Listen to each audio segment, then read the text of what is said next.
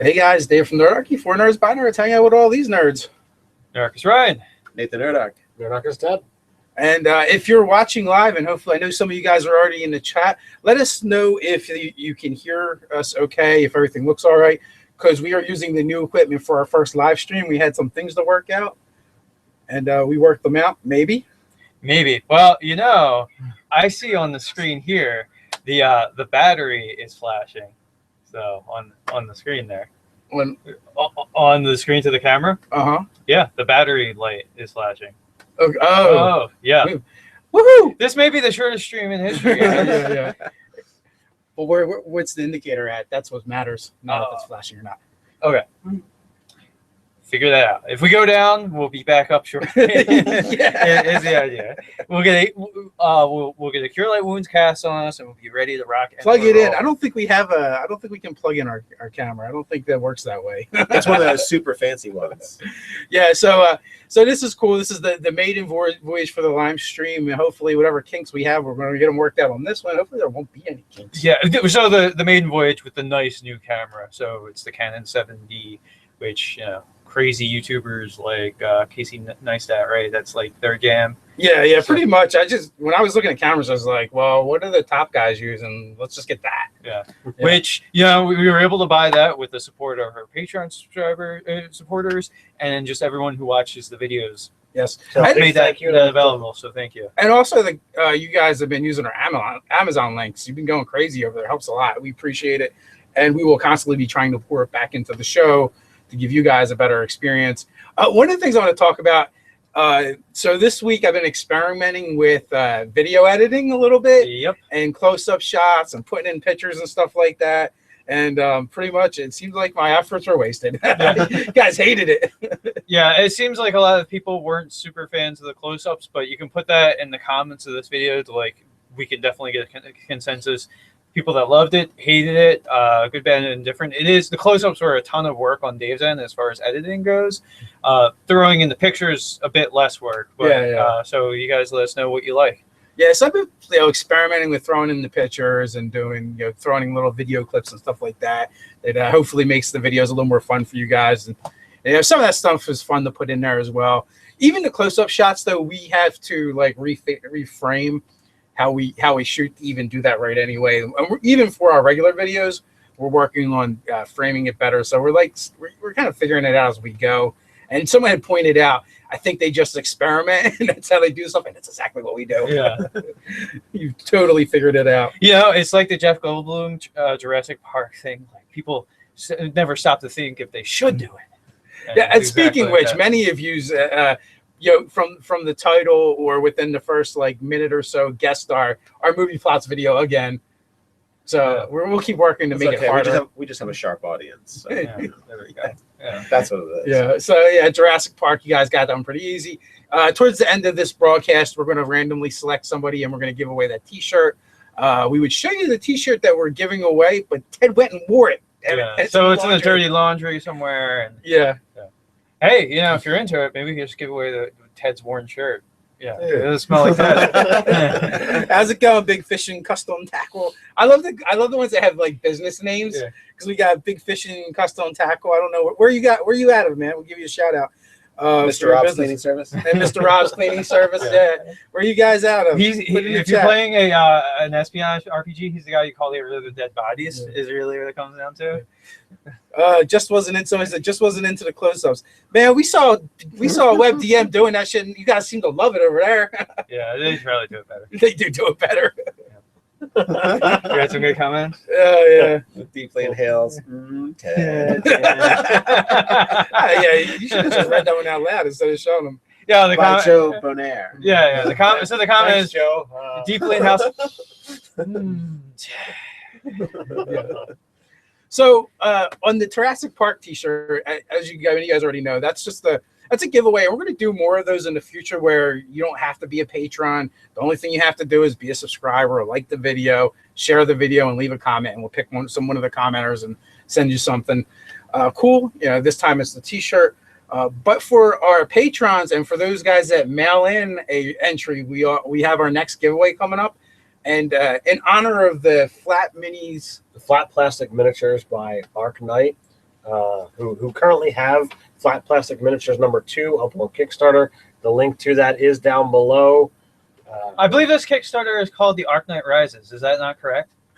It's not, but it should, It should be. They should do. So, they should, do They should it. hire Okay, you, son. They should yeah. hire you. We have some of their map packs, and each one has a number of double-sided maps that you can use for your terrain. This one is 16 modular maps, let you build an endless sprawling city.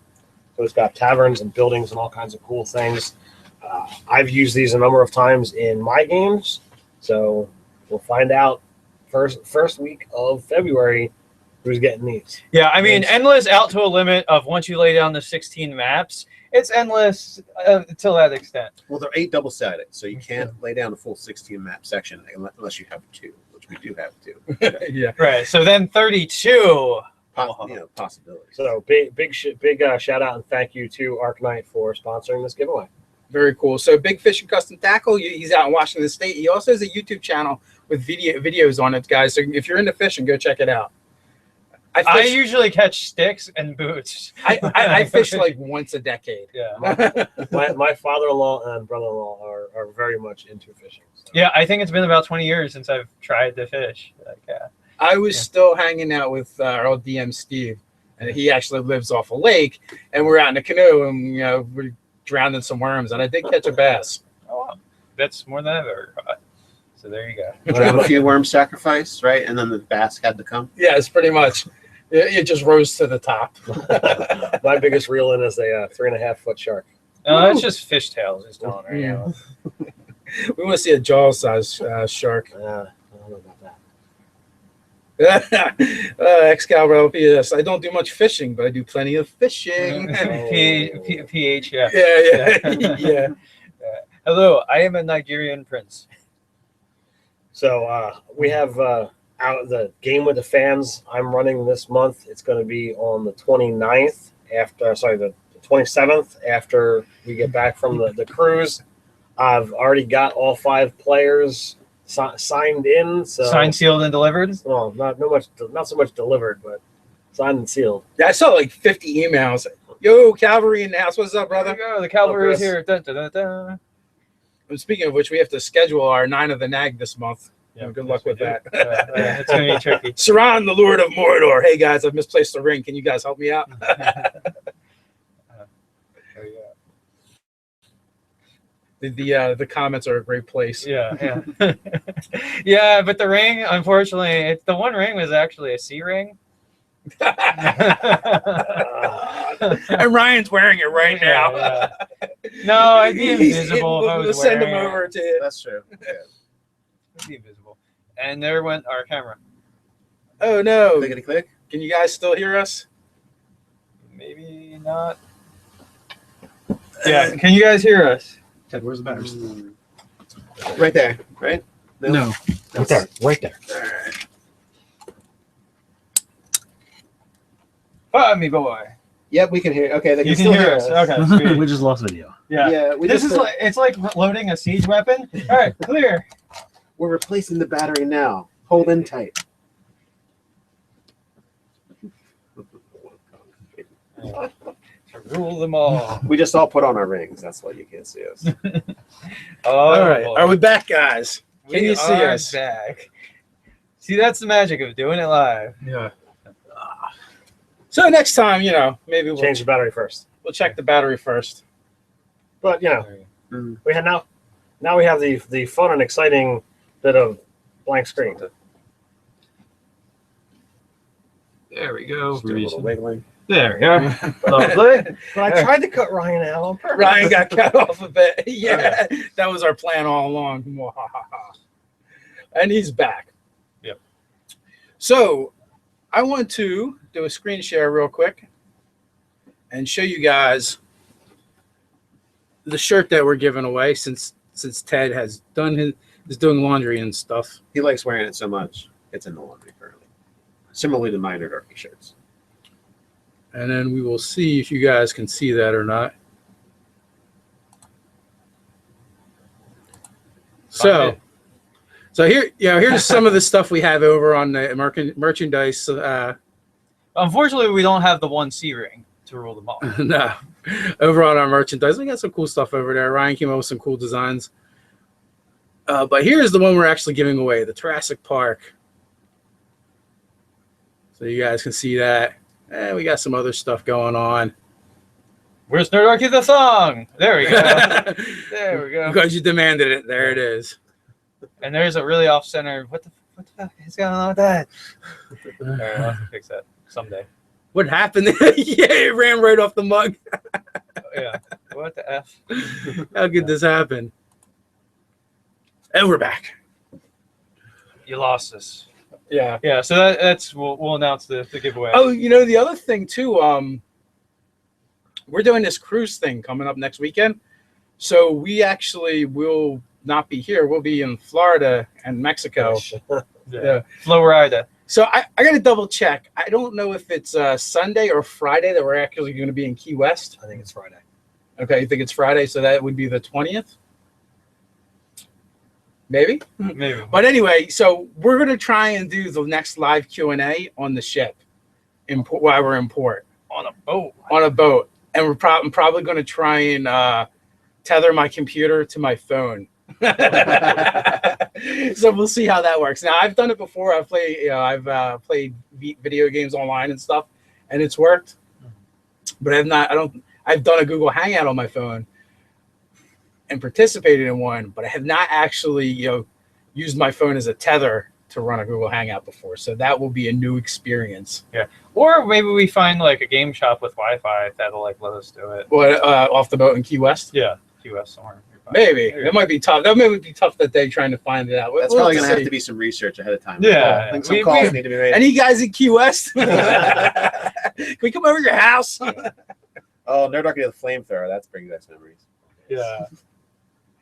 Flamethrower. Well, did someone ask about it? Yes. Well, they just shouted it out. So as a kind of a little bit of a tease, some of the videos that we're going to be having show up next week. We're going to be reviewing the Artificer. As you guys probably would have guessed, we always record the week that it comes out.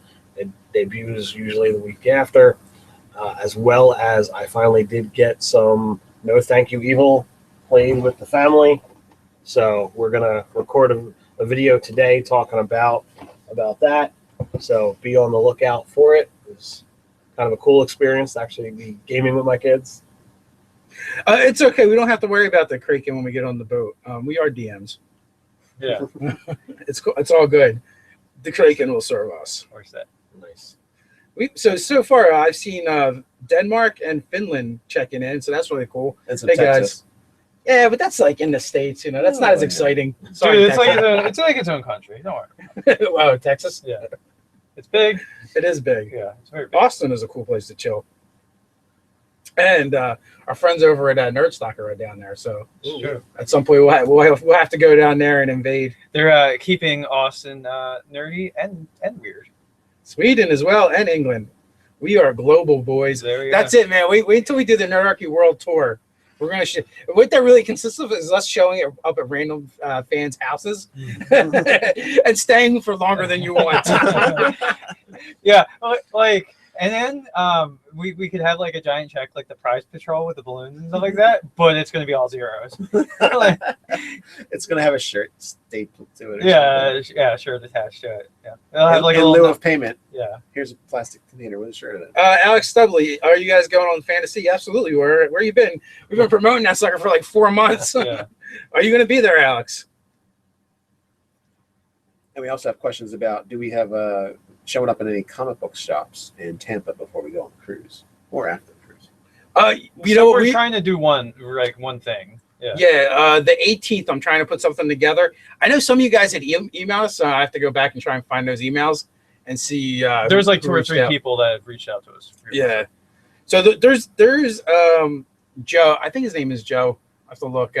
But he had been initially one of the ones to reach out to us, and it's like the cruise happens like right on his birthday. He's like 18 or 21, right in there. Either way, kid, Probably right? turning 18. Yeah. Yeah. And he wanted us to game with him, so I was like, we'll game with you for your birthday. So it's like him and one of his friends, and we could probably get some other people in. Well, I know Adam from None of the Nag was interested. He said he was going to be in the area. Okay. Yeah. So that's fantastic. Yeah. So we're definitely going to we're definitely going to book a table with some people and make something happen. Alex Stubley says he's on the way to the airport to go now.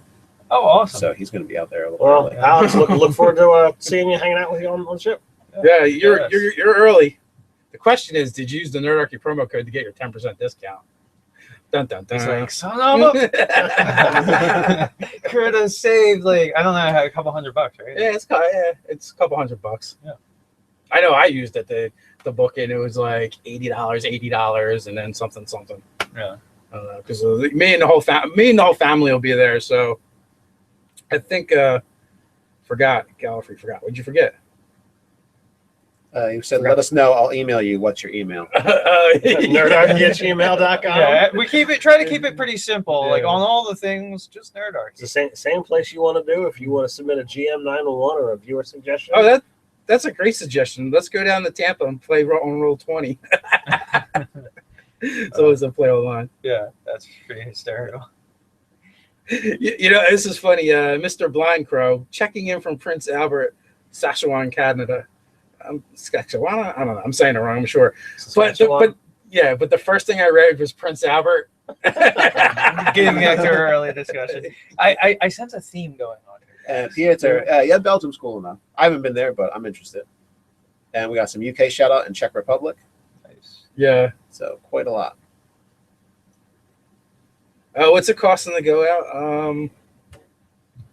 The plane ticket ain't cheap, I imagine. Actually, my plane tickets are like the cheapest part. Yeah. So what is it? Frontier? Yeah, I'm flying out of a really small airport, right? It's funny, you go there, because I've flown out of there one other time. You go to the airport, you do your check-in, and they're like, the last time we went, they're like, go to Terminal 1. I'm like, all right, cool. We go down a hallway, around the corner, and down some steps, and we go to Terminal 1, and it literally could have said the terminal. The terminal.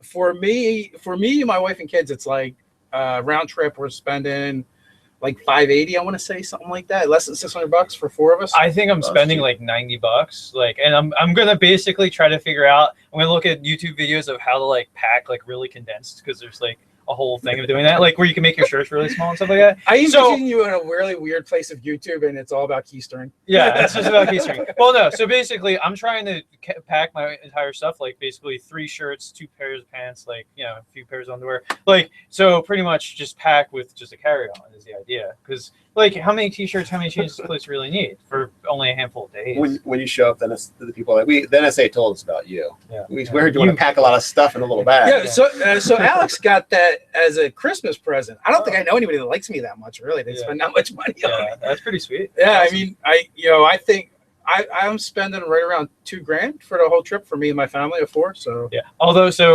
Molly told me, she's like, yeah, I've flown Frontier before. They're kind of awful. Well, they like ding you for every little thing. Yeah. Well, when you sign up for it, you see the dinging. Yeah. And Ted and I are going on a road trip to pick up our friend Matt, who's in South Carolina. I haven't seen him in years, so it's kind of cool. And then another awesome thing on the way home, we're stopping. Hookers and blow. Well, Ty's place. If he's supplying. I don't know what's there. I've never met Ty in person. Ty Johnson, our website manager, he's like, "Hey, on the And way writer. home, Yeah. do you want to stop and grab a meal?" So we got that in the works. So looking forward to that as well. So yeah, that'll be really cool. It makes me a little sad that I'm not going the road trip route, because I was considering it, but it just, like, our family actually lives in we have family in the Tampa Bay area, so we're gonna go hang out with them for a couple days, do the fan hangout, do the cruise, and I think hang out with them for another day. So that's gonna be really nice, because it's been like, you know, other than a funeral, like you know, the better parts of like 5-10 years since we've really spent any time with them. So. Yeah, so someone just pointed out that Alex is going to Fantasy from Australia. Oh wow, That's got to be an expensive trip. It makes sense why he's leaving very soon. Yeah, it's going to be a hassle to get here. But hey, we wish you an awesome trip.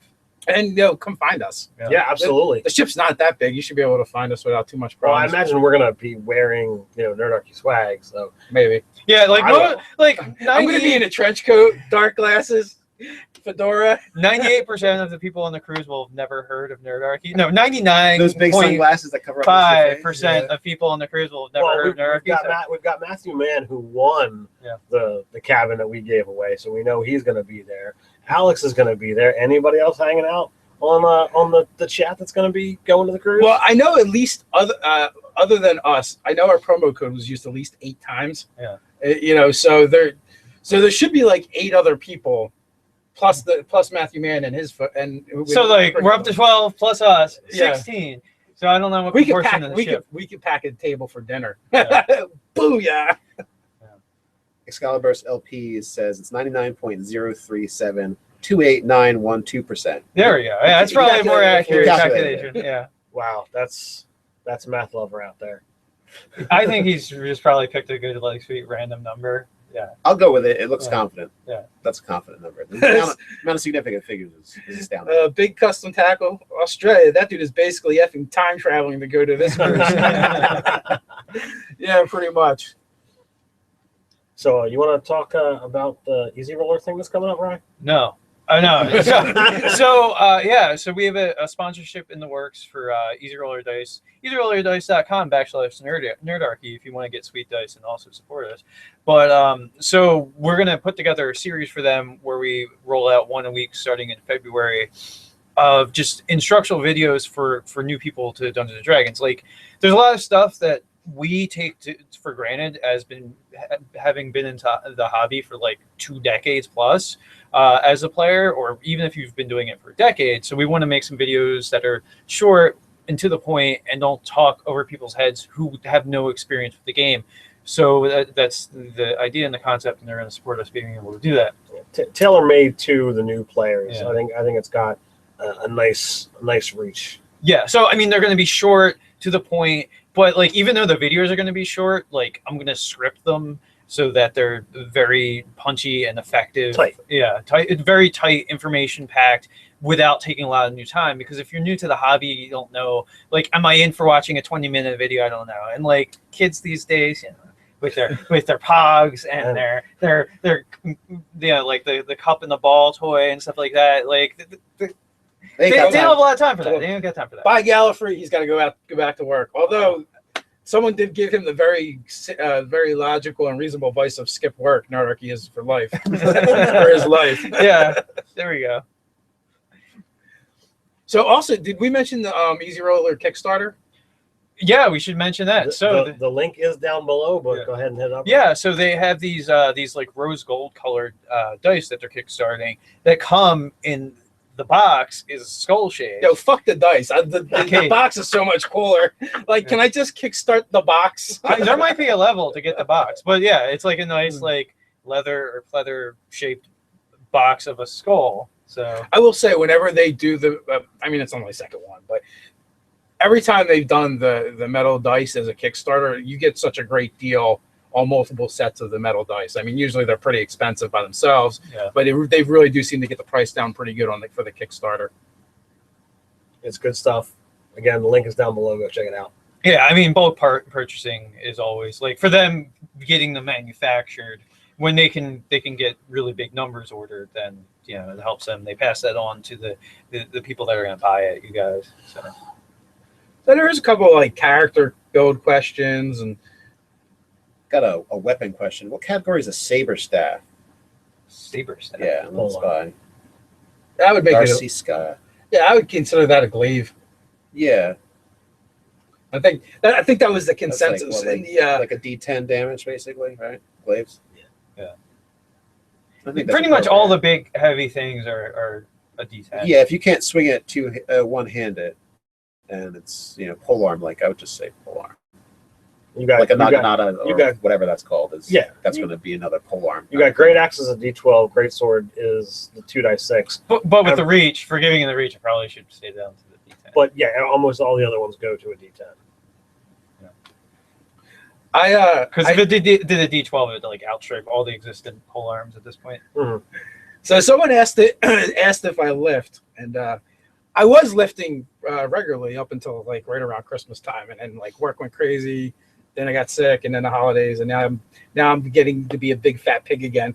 But it's funny too that someone actually chimed in. They're like, he used to be a personal trainer, and then he took an arrow in the knee. Then he took an arrow in the knee, Yeah. and now he does road construction. I'm like, you guys know too much about me. Yeah, you did do a couple of live Facebook videos off the job site, so yeah, that happened. That doesn't count.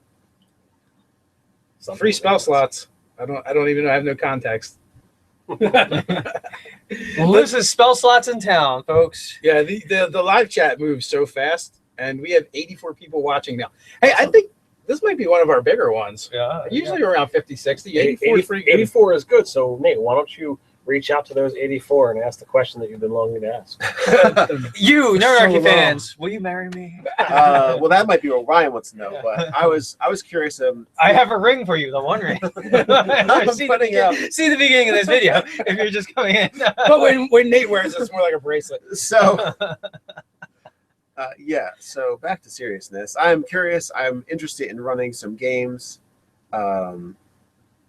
like more consistently than what we're currently doing. Look at them. Look at the camera. Yeah. So Talk to them. what I want to know is basically, I would like to leave my part-time job because it's evenings. It's kind of a bad time slot, and I'm interested more in doing more Nerdarchy work, which this will free me up for more Nerdarchy work. But I'm going to need people's help, and you guys and gals can help by joining a game with me. That's basically you pay a small fee, and then we can have basically like a one-shot or a 3-section or 6-section session. Or possibly campaign. campaigns. Yeah, or a year-long campaign. I've got a year-long campaign idea, so I'm interested in kind of gaining your interest, your level of interest in doing that, and that way I can kind of plot out my budget for how many I have to have and what I can actually accomplish. And the feasibility of doing this instead of your part-time job. Yes, because I would love to just say part-time job, adios, and just do Nerdarchy work, but I can't possibly do that. I've got 4 kids and 1 more on the way. Oh, So congratulations! I didn't tell the guys. I just told them now. Son of a bitch! Announce it live. And due to how the time lags on the video, they knew like a half second before you guys did. Well, congratulations! Thank you very much. Yeah, So- congratulations. Not really my enough thing. fucking kids already, Yeah, dude. How many Good is on just you. enough? Thank Yeah. you very much. Yeah, And, not my thing, but good on you. So I can't possibly just ditch a job that's getting me several $100s a week. So I have to figure out like some other way of doing it. And I love doing Nerdarchy stuff, and I really like doing the not live plays. So that'd be like a combination of my interest colliding with my job. So I'd be very interested in seeing that happen. So I basically wanted to drum up who's actually interested in it and how many people can I expect to be interested in that. So in the comments down below, or better yet, send an email to nerdarchy@gmail.com. Put in the subject "Gaming with Nate" and let us know what kind of interest level you would have on that. Kurt would be interested. Charles Cole says congrats. Thank you. Excalibur LPS. So it's essentially paying money for personal services. Unfortunately, prostitution is illegal where I'm from. Hey, there's a big I- service industry everywhere. Yeah. Yeah, I could take this so dark and inappropriate, but Yes, but I'm it's gonna- totally legitimate legal services. We're going to be Robert having it. Knight, congrats on the Hanging new out. kid. Thank you. So and someone also asked a question. All right, so this one's kind of loaded, all right? Mm. And a couple people have chimed in too. Like, how do you feel about us sending you our homebrew content and you guys looking at it and reviewing it? I would love to say yes, but as of right now, our subscriber base is over 26,000. And even if a small fraction of you guys send us something, it's more than we can actually look at. Yeah, I mean that's the same thing. Like when people write, 1,000+ word comments and like are almost demanding like some sort of like weigh in on it, and just like sure, it's you and like 100 other people across the channel on a given day. It's just like you can't have the attention on all those things all the time, because if we answered every single question, especially long form question, like we wouldn't do anything else but answer questions. So like it's easier to like ping 20 smaller questions or interactions with comments than like have these like debates in long form. Like sometimes it's nice when you can, but otherwise the reality is there's an economy of scale. Yeah, there's definitely times where I've sat down to just check out comments and reply to them, and then like 3 hours later I like lift my head up and Like, where's it's the dark time? out. It's dark out. Yeah. What time is it? So there was Nintendo Switch. We don't play games. Wait, so Nintendo made a stick that you can beat people with. I'm kind of into that. What happened to my game? We actually just played my game last night. Finally, Recorded tonight. We're playing Ted's game. We're doing a double header because of the fantasy cruise. Like we kind of have to get it all in now because of scheduling. December and family just totally boned us. Yeah, the holidays have been just ballistic between just scheduling a bunch of adults. You know how it is with your home games. Last month we had to cancel 2 play sessions. So yeah, it kind of sucked. Excalibur LPS patron only. I'm not sure what you're asking if you're talking about for us reviewing the content. That actually may not be a bad idea if we put it at a level that we'd actually probably put it at a level that would dissuade everyone from joining that level. Yeah. Just because we would still have the problem of going how much stuff will we have to review. That's actually not a bad idea. One of the things too we might do for the gaming with Nate is we'll probably set up an email list so that you guys can sign up for it if you're interested into it, and then we can put together a series of emails or whatever, or an email to have a conversation with you guys to go over the details.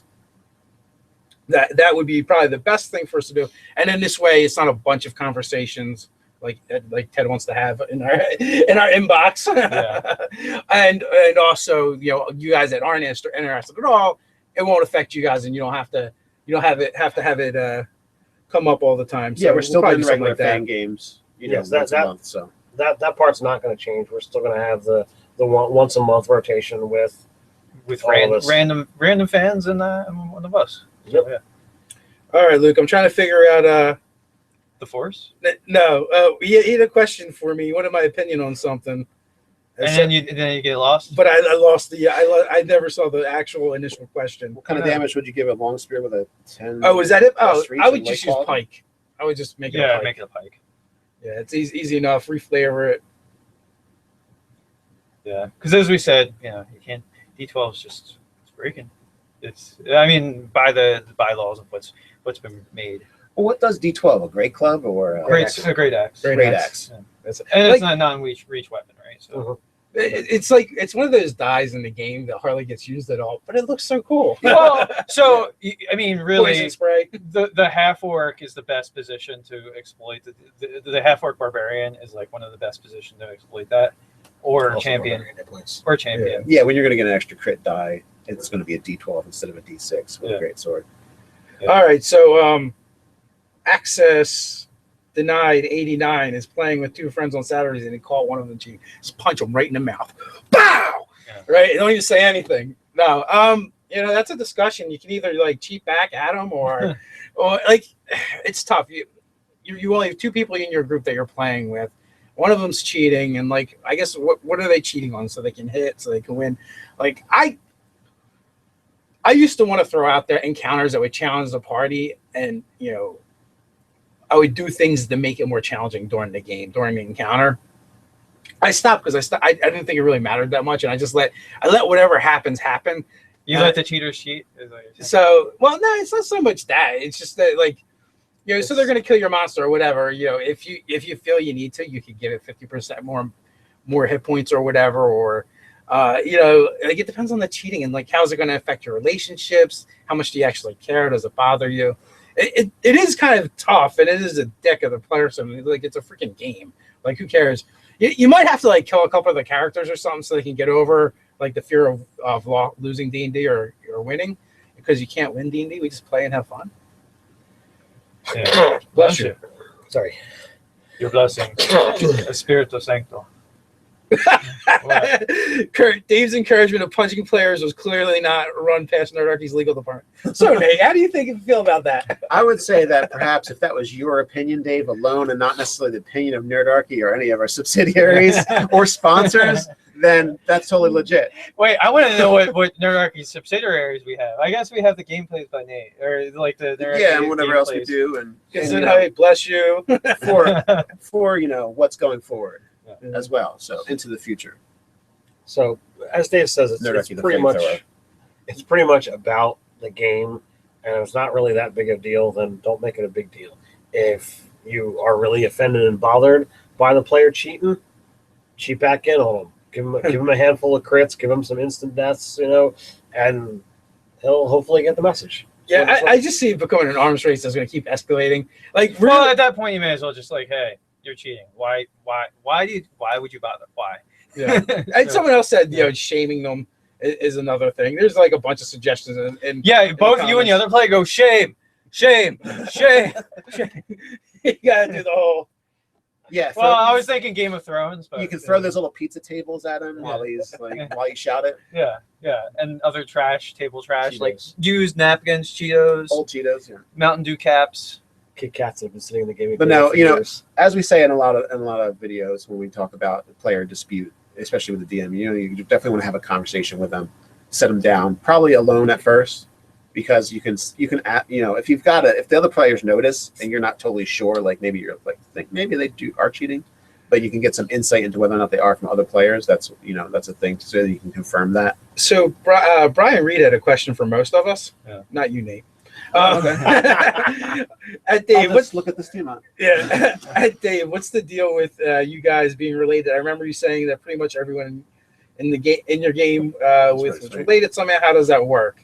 Well, honestly, genetically, I didn't really have a choice. I just got stuck with Ryan as a brother. I happened to marry Ted's sister, so that's how we ended up with them. I want my son to game, so he's in Ted's game, and my other brother used to game with us as well, but he had other things that keep him from coming to the table. So Jeremy's not there anymore, and Nate is just a childhood friend of Ted's, and so we've all known each other a long time, at least 2 decades. Yeah, That's what I said earlier. Yeah, no, because like I think for knowing Ted and everybody. I've known you guys like at least Ted since I was like 14, 13. So 14 yeah, we've been gaming together since you were 14. Yeah. So and then shortly thereafter, I knew Nate probably by the time I was 15. So. Yeah, and someone did point out like one of the best things you could do with your cheater player is just talk to them, and obviously yes. I mean, for most of the game solutions we have is like just talk to have a conversation. And that's like step one, and then where you're going to go from there.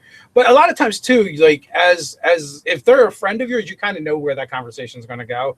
Yeah. But if it's someone you just game with, it may be like new territory, and you can kind of figure it out. Yeah. Maybe a discussion will help. And yeah, instead of being accusatory with the conversation, be like, ask why. Well, here's the thing that you can steal from like kind of like workplace politics is you can send like the boss and get a raise. Oh yeah, there we go. You can bone the boss and get a raise. No, you can write like a group email of like, hey, it's come to my attention. Like with a group of 2 people, it doesn't make sense, but you could say like you can air the concerns to the entire group, so no one person is singled out, but they're kind of going to read between the lines of what's going on. But you're not directly calling them out like, hey, can we not do this thing, whatever that problem is. So, workplace solution. Yeah. So, all right, a couple things. One. J Ninja, everyone is a beard in a beard as a Nerdarchist requirement. Beard and glasses. Yeah, if you get rid of it, you're kind of out of the collective. It's a thing. Yeah, he says I'm looking at a bunch of impressive ones. I'm feeling kind of jealous, and you should. Oh man, but when we had Brian Feaster on our then we all were like, we're not worthy. We're not. You have worthy. to like lower your beard, even like it's mentioned because his beard's like out to here. Yeah. The king. So apparently, other people want us to answer this question too. So it must be a decent one.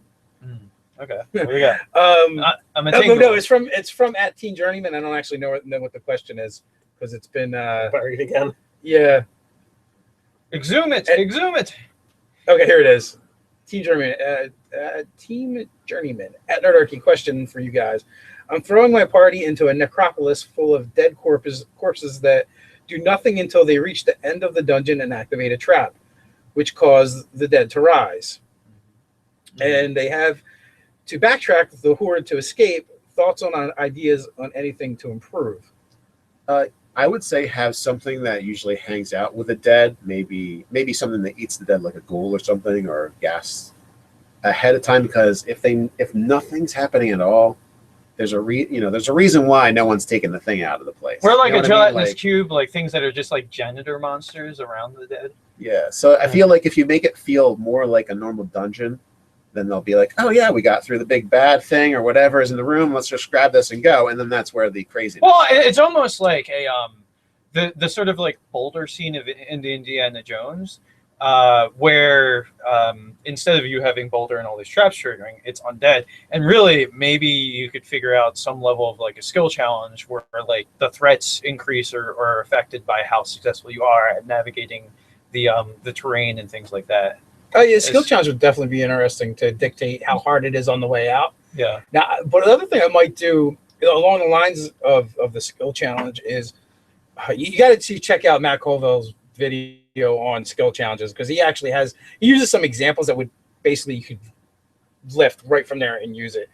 But I would do what I would do, like going on what Nate said, but instead of having other monsters, just have it be like physical challenges and traps and puzzles until they get to the end, and then it's only then that the monsters will rise, the zombies will rise, or whatever undead you want to use. So I would totally throw bodies of other adventurers in there that have not made it out, and put different clues as to potentially who these might be.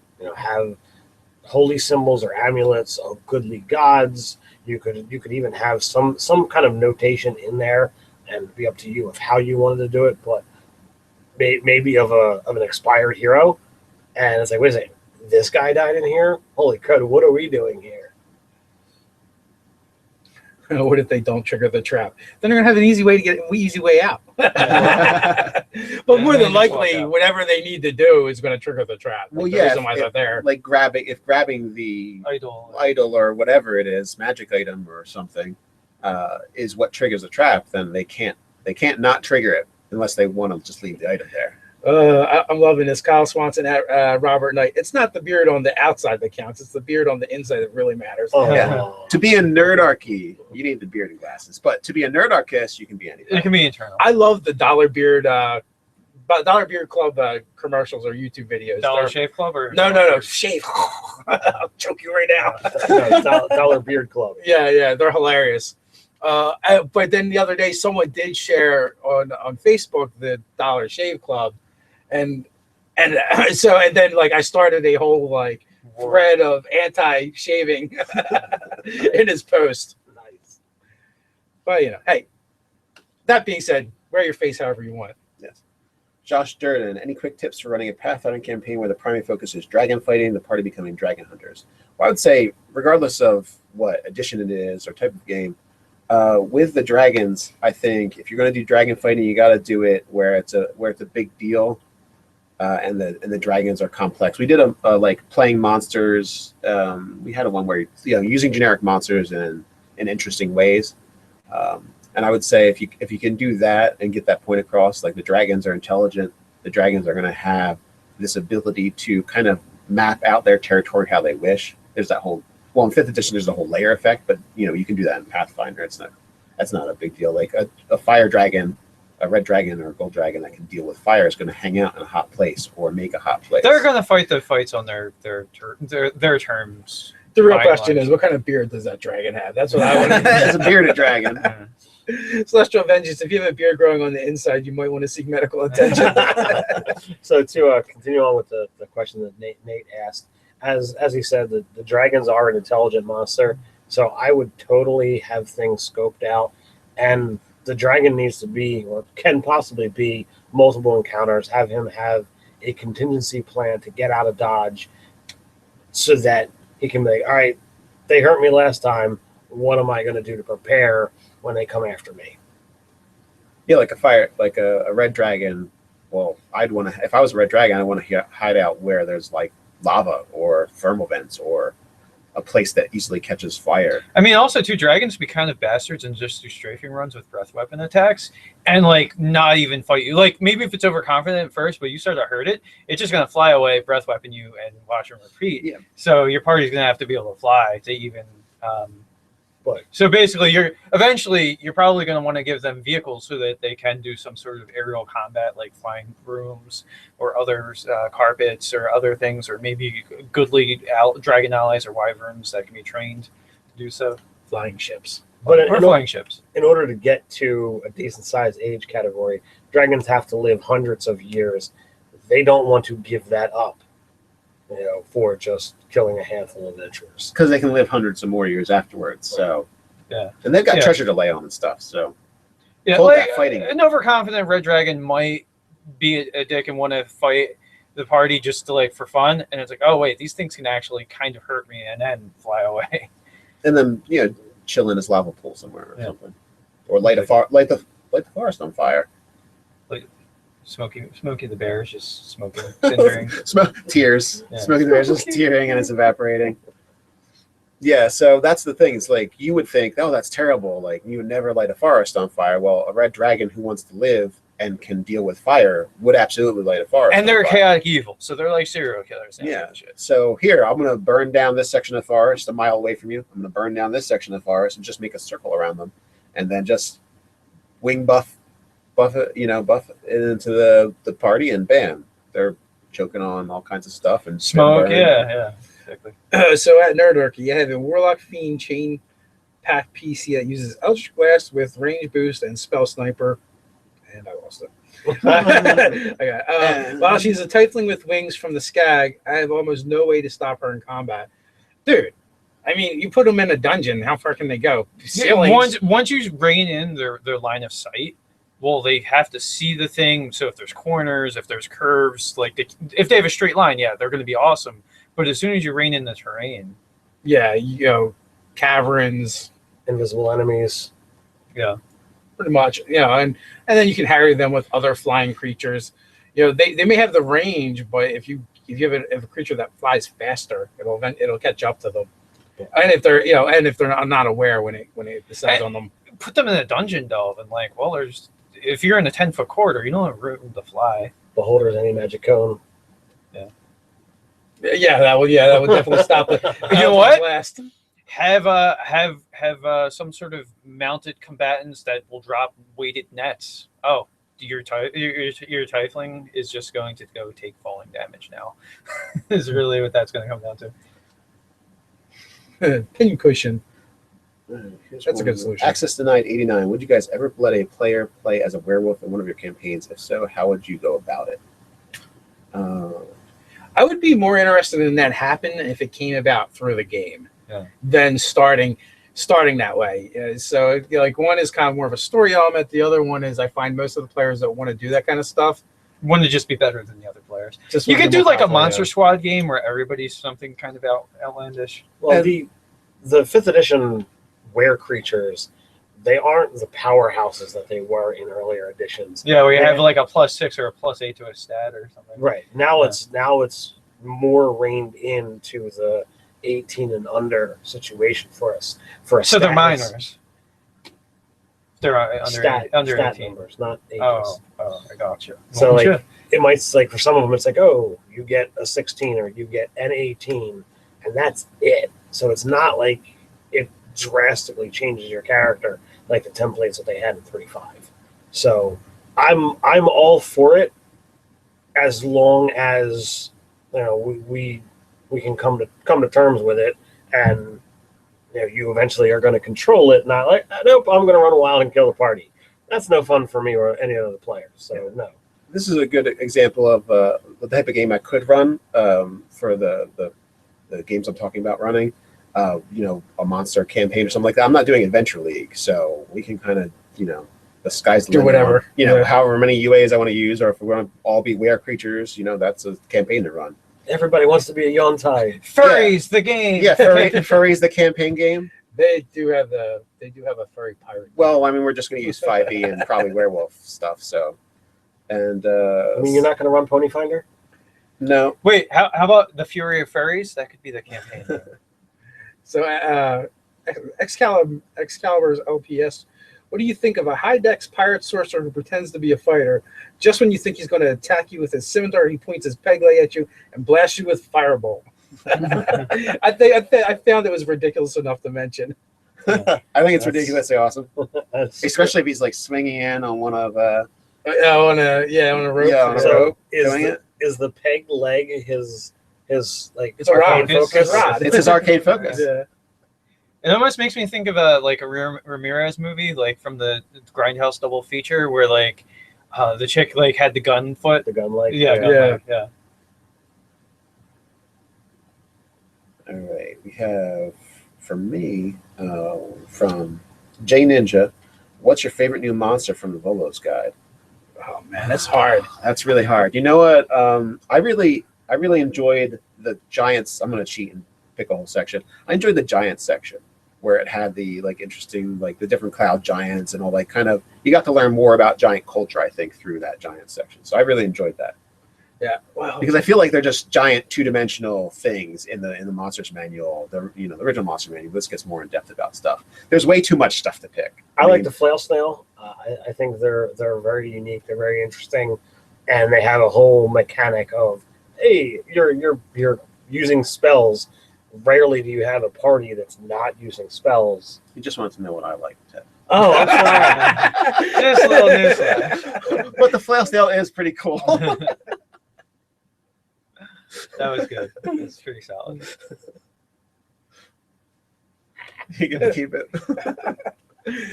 Kobold Trapper, man, all the way. That guy is hilarious. He has rock. No. swords he can use. You missed the point. It was only for Nate. I do what I want to do. whatever. I'm like motherfucking Wolverine. I do what I want to do. I just don't have claws. I can't Yes, use the them. Yante Master Race is definitely. Yeah. So we're closing in on our hour mark. So is it time to like select a name? Yep. Wheel of Morality. Turn. Da-da-da. Show us the lesson that we should learn. So we'll screen share over here. We'll go back to the store. Yeah. It's- Once again, you can see the shirt we're giving away and other stuff we have. Woohoo! Oh, and for the person that asked about the short pants, they're up on the right there. I don't know if they come in men's though. So All right. So you guys can see this. We're loading. And click button to pick a winner. All right. Click a button. Randomly pick winner. Winner.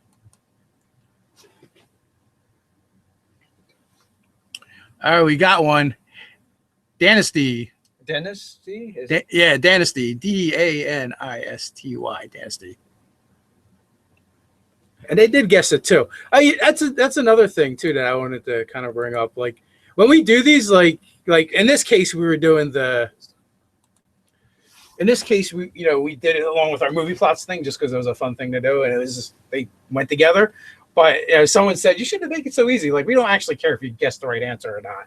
Yeah. We just want you to participate. That's all. Yeah. It was fun, and it's like an interesting exercise of just showing you, hey, here's how to take a popular thing and write it into a D&D game or campaign. So if you're the winner, email us at nerdarchy@gmail.com. We'll try and message you through YouTube, but sometimes It's harder to send it if you don't have an account that you really use other than just watching videos. Yes. So just Dynasty, send us an email to nerdarchy@gmail.com. Say like t-shirt winner or something clever like that. Hey, we're up to 91 folks watching. And do you guys want us to do more of these? More of the giveaways, more of the live streams, that kind of stuff? Like, we really want Nerdarchy to be interactive with you guys, so we enjoy your feedback. Even with... Even if it's like negative stuff, it's still Yeah. like helping us figuring out how to make it better for the most people. Like some people are just, you ask 100 people, you're going to get 90 different opinions. So we try to skew it towards the average of if most people are digging what's going on, then we'll go with that. Yeah, even like on the video production and things. Actually, you guys are really nice in your hard Bless you. criticism. Bless you. Knock it off, Ted. You guys were Dave's a dick. Yeah, pretty much. You guys were really good about your harsh criticisms, and you don't have to feel bad. You be as harsh as you want because this is your channel too. That's the way we look at it, and we want to put out the best content and the best product we can for you. And the best way for us to do that is you telling us what you like and what you don't like. especially constructively. Yeah. Well, yeah. If you don't just say it's crap. If you want to let us know how it's crap. We're gonna get detailed analysis. A mailbag episode. We don't actually get mail. We don't get that much mail. To do an entire episode, probably not. But I mean, the GM someday 911s out are there. kind of like, If you want a mailbag episode, send us more mail. Yeah. And actually, we have a place for that, so we should probably list it in more places too. Yeah, it's Nerdarchy PO Box 534, and that's Woodbury, New Jersey 08096. we could start putting it like in the about and the various episode descriptions. We could do that moving forward. Let's see. Nerdarchy, I like to wear headphones during. You're going during work and listen to your videos. You stop that. You guys have good voices for audio content. You make the day fly by. Aw. Well, thanks for making us a part of your day. And while you're working for the man. How would you? I had a bunch of comments I was going to say, and they all got jumbled in one spot. Yeah, What's these up? things fly. You can see the corner boom. No! Oh, yeah. It's right there. When we reshuffled things, it got shuffled in. Corner what? The boom. Oh, the boom. Our boomstick. I don't know what happens when we move it. Everything's gonna break. It will. Everything will The just ceiling, topple the down. ceiling's gonna come down. Now you cannot see it. All right, Celestial Vengeance. I don't know why they call the group Lycanthropes either. Like, wolf throat. Yeah, so it's like Wolfman. I think it's kind of like the Kleenex effect.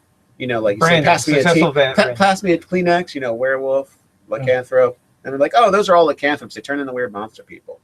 So I think that's what it is, Or like a Xerox. rather than what he suggests, theranthropes to cover animals. Yeah. It's harder for people to say. What's Latin for animal? Mm. Like anthrope. Your Latin is slipping, Nate. Yeah, I don't have it all. You're thanks for all your series. You're welcome. We enjoy doing them. You're welcome. Are you guys doing a pre-fantasy fan game? We actually talked about that a little bit in Tampa on the 18th. We still have to figure out the details, and some people sent emails, so I have to siphon through them. I don't know if we get too many of you guys. Me and Ryan might both have to run a game Yeah. simultaneously. I don't know how we'll Okay. record that. Yeah. Figure something out. Let's see. I must say, after watching, I hate the way it moves. Maybe if I keep my thumb on it. You have to keep your finger on it. Yeah. I must say, after watching Nerdarchy for 2 years, I can say nothing bothers me more than Ted sneezing. I'm a professional sneezer, and Ted's form is terrible. It's embarrassing to the sport. I think we should change the name of this video to just pick on Ted. Well, at least we didn't talk about Sky King's Thunder. Thank you for getting that one in there as well. Yeah, it's nerdarchy@gmail.com. You can send your emails over there. And if you want to actually send us physical mail, we have a place for that as well. We'll try and get that in the description in the about section somewhere. It is actually the physical mail address is actually on the Nerdarchy website under our contests and giveaways, because we have to give you guys a way to enter for free. Legally. We're legally bound. Yeah. Oh, you know what? So one thing too is so I have to update our end credit sequence because we've had a lot of awesome people on Patreon come over to support us as far as like being in credit supporters. Like basically we call them producers. So I have to add that. But one thing I did do is change out the banner, the show. We have new videos go up 6 a.m. and 4 p.m. Eastern Standard Time. So I put that on the banner because we've had Brian's Gate. Like he's like, did I miss my passive perception check? Or have you guys been putting up more videos or something like that? But it's like, yeah, we've been putting up 2 videos a day, every day for the better part of at least 2 years. Something like that. A lot of videos. Yeah. Someone asked about Savage Worlds. We have actually not played any Savage Worlds. Have you played any Savage Worlds? No, we have the books. We do have Savage Rifts. Yeah. Here, but we have not done anything quite with those yet, and we want to delve into it. It's always the same problem. Is like we have more games than we have time to play. Yeah, and I mean, so I have a preference for campaigns in general, but I feel like to explore other RPG systems, a lot of that's going to be like one shots or like do the Garrity method of like 3, 5, 6, whatever. 3, 5, 7, but yeah. Yeah. Like so, 3 to 5 sessions of a given system, it would give us a chance to explore it. But we also just are having a lot of fun checking out what's been available for 5e D&D and like learning that. I think Savage Worlds is something, at least the rifts back there might be something that we go towards next after our Gamma World game that Garabay is running. But I mean, we haven't even had session 2 yet, so I don't know how long he's going to run that game. Yeah, it's his passion running a whole bunch of different tabletop role-playing games. So. Yeah, so I mean, Scott's great for that because he just has so much knowledge, and we're able to bring him in, and he can run a game for us, and then we don't have to do it quite as much work, and we can just get into it. He teaches us how to play that game, and we get into it rather than us all having to research how do we play this, who's going to run it. Jay Ninja, what do you guys think of Rogue One? We actually did a video on Rogue One and what we thought of it. Quite a lengthy one at that. Yeah, so that's up there.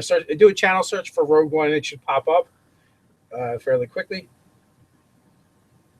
Any Warhammer 40K fans in this group? Nope, we hate it. I played many years ago. I played it in college. I liked it. I was the Eldar, and it was enjoyable. I didn't like how it took like 6 or 7 hours sometimes to play, though. That was my only issue with it. I played Space Marines, Dark Angels, and then I also had a Lizard Man and Wood Elf army for fantasy. But as Nate said, it takes too For the long to play. cruise? Fantasy games. Just fucking- Nice. Yeah. Last time I played, it literally took the entire weekend. We spent 8 hours on a Saturday making armies, setting up the board, figuring out who's playing. Well, I'm gonna put it out here. Like, I've never played, but I had always wanted to field an army. It was just too fucking expensive. Like, the hobby is just bullshit expensive for me. Because I would love, like, crafting the miniatures and painting them and things like that. But I feel like what you have to do is set the parameters of what your army point lists, and like have people have the armies assembled before you show up to the game. And in this way, at least you can just spend 6 to 8 hours just beating the crap out of each other. And then that's what Sunday was. We got together with the board we made the day before. We played the game, and honestly, there was one guy who showed up who was playing orcs. His turn took an hour and a half. It's like, all right. Well, so here's the thing. He's probably not like you got to be expedient when you play. There's a lot of dice to roll with orcs. Yeah, you got to be really quick. But that's the thing. So I had a DM for Pathfinders that they had the summoner class, or whatever. His thing was, yeah, I will only let you play the summoner class if you play miniature tabletop war games, because of the fact that they're pretty expedient about moving. If you have a bunch of things on the board to move, he's like, fuck a new player playing that, because your turn's going to take forever. So he decided, for expediency's sake, like, unless you're a tabletop war gamer, I don't want to deal with that. So it was it was a very rational thing, because like otherwise it eats up at everybody's playtime. Yeah, you know what? At the commuter lounge, we played Necromunda, which is kind of based on the same. Well, it's little gangs, right? It's little gangs. Instead of hundreds of points of armies, you're dealing with smaller, less experienced people. I love Necromunda. I'd love to play it again. I'm a big fan of the Pit Slaves. Is that game still going, Necromunda? No. Yeah. We got a really important question here. What's that? Question for Nate. What's your opinion of the Shadowcat mech on MWO? What's your favorite mech? Oh, the Shadowcat. And they're stalking you. People have emailed us or messaged us and like, hey, Nate the Nerdarch, blah, blah, blah, and the mech. I'm like, yeah, go stalk him and friend him. Okay, yeah, I am Nate the Nerdarch. I will accept friend requests from anybody. I don't turn them around. I don't know if there's a cap on friends, so if you can't get on, it might be I might have too many people. I don't know. The Shadowcat's pretty cool. I really, I have not played it personally. I don't own any of them, but they're a tough, with a good pilot, they're a tough fight. So your experience is getting your ass handed to you by them? Well, no, but when it's like, it's not like I'm actually probably pretty still bad comparatively speaking. I played with some tier 2 people pilot wise. I'm still like at the edge of tier 5, but I like the for assault mechs. I like the Victor, and I'm kind of a sucker for names. So like one of them's called the Dragon Slayer, so I play that one. And but I like playing the Spider, the small mech classes and the Novas and stuff. Like Adder, Nova, Spider. So, Roomball 50. What is the best way to run Warhammer 40K? Road Trader gave me by Fantasy Flight Games. Do you even watch our channel? All right, so you start off with people that know the game and are into it. Yeah. I don't even know what that game is. Well, Rogue Trader is in the Warhammer universe. It's just that's the extent of what I know about it. So is it an RPG? Is it a tabletop? No, it's like an RPG. Yeah, you know how like there's like Dark Heresy and other. I mean those worlds. Like I don't know a ton about the lore, but I mean they seem like really cool worlds. But I used to read the books. So not the 40K stuff, but the fantasy stuff. I mean, Gortrak and Felix, they're my boys. Yeah, right? I had actually. I've read a few things here and there on the internet that talk about how World of Warcraft came about because really the game the software company wanted to make a Warhammer video game because they thought it was a really cool Warhammer franchise, but they couldn't get the licensing because Games Workshop tightly controlled it back then. So World of Warcraft is basically the knockoff of Warhammer, which there's a lot of parallels. Yeah. With lots of broad-based fantasy, you can say that about a lot of different things. There are a lot of similarities between the two, with 5% tweaks here and there. Well, I mean, both of them are based on a lot of like core D&D concepts and then evolve out from there. So Yeah, I actually really enjoy the Warhammer universe and reading the novels. I've read quite a few of them, but again, it always just comes down to we only have so much time to play games. So, and I think this is why there's so many players that only play one game, whether it's Pathfinder or D&D. I mean, they're the two most popular, or something else. It just comes down to how much time do you have to read and learn a new rule set and develop. You start developing a character. You want to keep playing that character. Well, and then also too, like, not every system is ideal for every theme of game. Like, some games you want it to be like dark and gritty and fatal, if not the horrible video RPG fatal, but like the idea that things like fighting has like dire consequences. Like, that might be one type of game where it's like a investigator or noir type of thing. Whereas like another game could be like you're all lucha libradors and you want a rules light game like a Fate or something like that, where the consequences aren't as bad for taking damage or sustaining injury. So like just the system kind of dictates the kind of game too, your limitations on it. but GW actually does make really good rule sets, or not necessarily rule sets, but codexes, and there's a lot of useful information in there, and you could literally rip a lot of that stuff out and use it in your games as inspiration. So don't be afraid to cross the streams and put a little bit of Warhammer into your D&D. There's a call for, what do we recommend for reading? They picked up Dresden Files because we talked about it and really enjoyed it. And there's a whole bunch of books that I've started reading. They're kind of like a little bit outside the genre because I just wanted to change it up. Ministry of Peculiar Occurrences. I don't remember the authors off the top of my head right now, but there's like 5 or 6 of them, and it's kind of like steampunky. So I'm enjoying that. There was another one that was along those veins that I've been reading. I'm gonna have to look and see. Stephen Bruce or Burst. Bruce. The Talto series. Talto series is really good. I know we had talked about that in another video, maybe in the last Q&A. That stuff is really great for if you want to mix in like mafia themes with fantasy themes.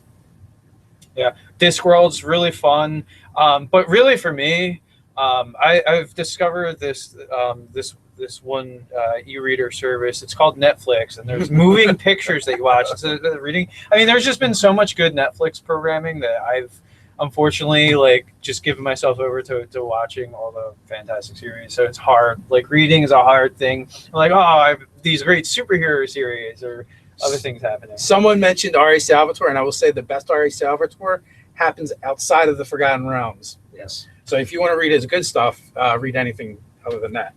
I just got burned out on the 30 or some Drizzt books, and I had enough of Drizzt for a lifetime. Now, I don't know how hard they are to acquire, but if you can get your hand on the 13 Dark Sun novels, those are pretty fantastic. Yeah, those are pretty specifically the Tribe of One trilogy and the lone follow-up to that, they're just great. Well, I actually, what was Pavik? What was that series called? Oh, just plain Pavik? Yeah. That was like a 5-book series. That was in the Chronicles. It was not the Chronicles. In the Chronicles was the 5 books about the history. What were the other ones? Because the Chronicles was more like an anthology, not like an anthology, but they were standalones. Okay, so then Pavik was in that one then, not in the. I thought he didn't have multiple books. He just had one. Oh yeah. Yeah. So but, he did. Yeah, I really enjoyed his story. His art. Yeah. So the Dark Sun stuff is really good. There's some really good stuff in Ravenloft as well. So I will interrupt that the Dark Sun, like 80s Dark Sun, because like they're a newer book series. I would not trust it. Oh yeah. Are there new Dark Sun? There were, I think when they launched it in 4th edition, but the authors in the 2000s on had kind of. Here's a good one. Gamma World, Sooner Dead, Mel Autumn. Great book. Oh, Mel Autumn is just like whatever he writes is generally a good series. Like there was that Forgotten Realms with that sort of like from the sea. Yeah, the not so paladin. He Yes. was a pretty cool character. So Mel Autumn. He must have wrote that Gamma World book just because he likes the setting. And I can't imagine that they were willing to pay what he's worth, because he does a lot of like TV writing and stuff like that as well. So really, a lot of times it comes down to authors. So Mel Autumn's I would say Troy Denning is another, because he did a lot of this stuff for the Dark Side series, Yes. so he's pretty fantastic. Simon Hawke Yeah. was one of them, I Yeah. believe he wrote. Yep. He's the one that wrote the Tribal One series. Yeah. So there's this illustrator author that I really love, Brom. So Brom did a lot of the Dark Sun art back in the day, but he did these illustrated novellas that dropped in like the early 2000s. The Plucker, The Devil's Rose. What's another one? Oh, he did Krampus, the Yule Lord. So it's kind of a telling of that. It was really cool. So that one's not super illustrated. It has like, the cover and then like another like 5 illustrations throughout, and it's really just a novel. But yeah, stuff by Brom is pretty cool as well. If you're looking for something a little bit more lighthearted and silly, I'll introduce you to the series that got me into reading novels, and that's Xanth. That's Xanth. It's ridiculous. It's silly, but there's a lot of them. I think I stopped at 18, and he kept going for a while. So. Yeah, and hey, if you see any of our Amazon links, and if you're going to grab stuff from Amazon, if you click our link first, it'll help support us. So, Also, I was going to bring up the point. I don't really have a lot of time to sit down and read a book, but I like listening to them. And the Audible, that they still have that free promotional month or whatever. Yeah. So that's also, is that through Amazon or is that? It is through Amazon, and we have links on our website. On our website, there's actually a link to Audible. So if you decide to sign up for that. If I had more of a drive, I would do Audible, but yeah, I'm just a lazy bastard. Yeah, you can slowly grind through it. Yeah. We also have to Last of the Renshaw trilogy. Mickey Zucker Richard. Yeah. Right. Yep. She also does Legend of Nightfall and the Return of Nightfall, I believe, as well. Were pretty good as well. So there's about 8. There's about 8 books there. Christine Golden, her Ravenloft stuff's really good. I think she wrote. Did she write Istrad? Possibly, or she did some of the Ravenloft books. I really love that one anthology from Ravenloft, Tales of Ravenloft. Yeah. It was really good. Also, Elaine Cunningham, she's also a really good author as well. Wasn't she Dragonlance? She Forgotten Realms. Oh, she Forgotten Realms. Okay. Yeah, she actually. Oh, she did the was his name Fedor? Fedor, yeah. Yeah, for the Fedor series, Rashomon Barbarian Berserker, and he ends up kind of like partnered up with this Drow sorceress. So yeah, that was a pretty good series as well. So what about your boy Knack? Richard Knack? I really enjoyed reading Richard Knack back in the day. I'm not sure if it holds up. The Dragon Realms. I really loved the Dragon Realms series. But I think I went back and read it and it wasn't as good. But because when I was like in my teens, I read like all the Dragonlance. I read Dragon Realms. There was a lot. I did a lot of reading. I'd like read a book every 3 days or so. Dragon Realms. It might not hold up. I don't remember because it's been a long time since I read it. But there's a lot of very interesting characters. It's an awesome world with awesome concepts. So there's a lot of things that you could lift and make and play in that world, and you'd have some fun. The author who finished out the Wheel of Time series for Robert Jordan, Brandon Sanderson's interesting. He's got a Mistborn series, which is an interesting setting. It's not like typical fantasy, but it still has like fantasy elements to it. And also, I can't remember what it is, but I want to say The Way of Kings or something like that. No. What about the series that you got me into, Nate? I can't remember right now, but look up Brandon Sanderson in his series. I've liked all of his books so far. So I wonder if he was able to make Wheel of Time good again. I read like 9 books and dumped it. I went pretty deep. He took all the notes. He wrote like kind of like a fan shout out as him being an author to the author of Wheel of Time, and basically I think the person that the editor or whatever is in charge of got things that to the wife, and the wife was interested in talking with him about finishing out the series. So he wrote basically like a kind of like a praise of the love letter. That passed, because I think that's what got him into the whole thing. And then they're like, hey, can you do this for us? For the longest time, I was saying George R.R. Martin is gonna fucking do a Robert Jordan to us. I'm like, that guy doesn't look the healthiest, and doesn't seem to very much in a hurry to read his stuff. Oh, George R.R. Martin. And speaking of him, he basically kicked off the Wildcard series. It's a huge they're all written as almost like anthologies or they call it like a mosaic novel, and there's a ton of them. It's a superheroes, but it's a little more hard boiled and grittier. That's a great series too. Yeah, it's like very strange. Well, yeah, Sword of Truth. I think that's an interesting series. I would not recommend it to like a person trying to get into something, because it's a big commitment. But the first few books are a cool read, and then like most books that have like 12 or something in the series, it drags in the middle, and you're like, I don't know if I can make it. So, way to sell it.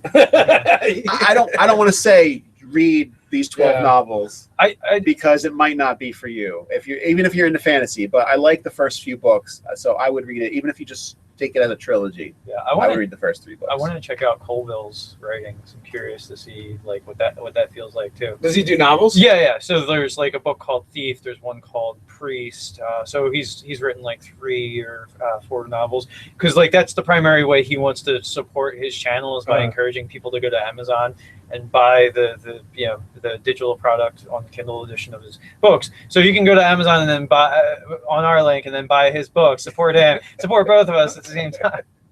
I wonder. That's a great idea. I wonder if I can get him on Audible.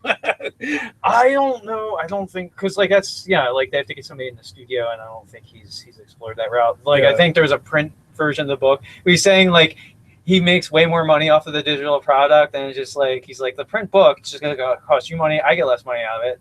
And, in his like fast talking way. Like also, you can check out the books from Ty Johnson. He's our editor in chief on the website now.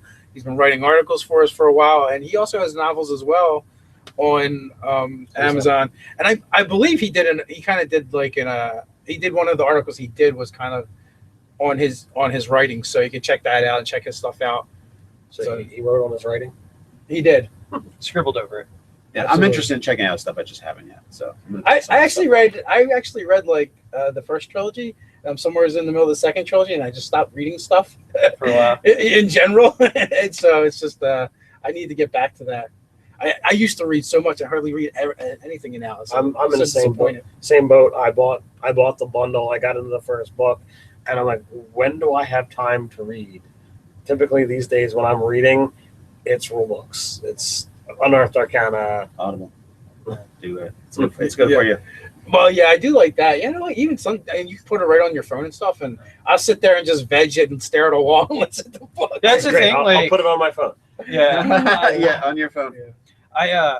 I suck just at tape it to it. I suck at multitasking, so like I can't like write coherent thoughts and listen to like an audiobook or anything like that.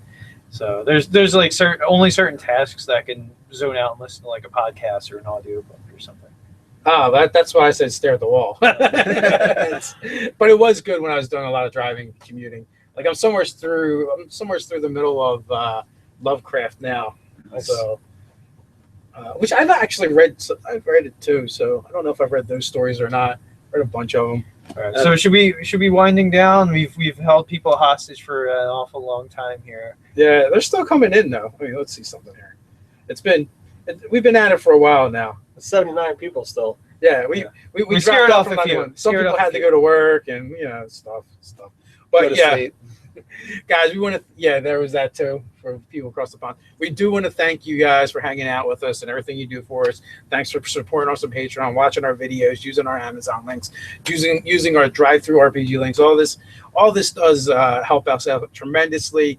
Nerdarchy as a business is really doing well and getting better. Soon we want to start paying our writers. We're getting close to that goal on Patreon, and that's thanks to you guys. And 2017, we're hoping to explode even more than we've done before. And thanks again. Until next time, Stay nerdy.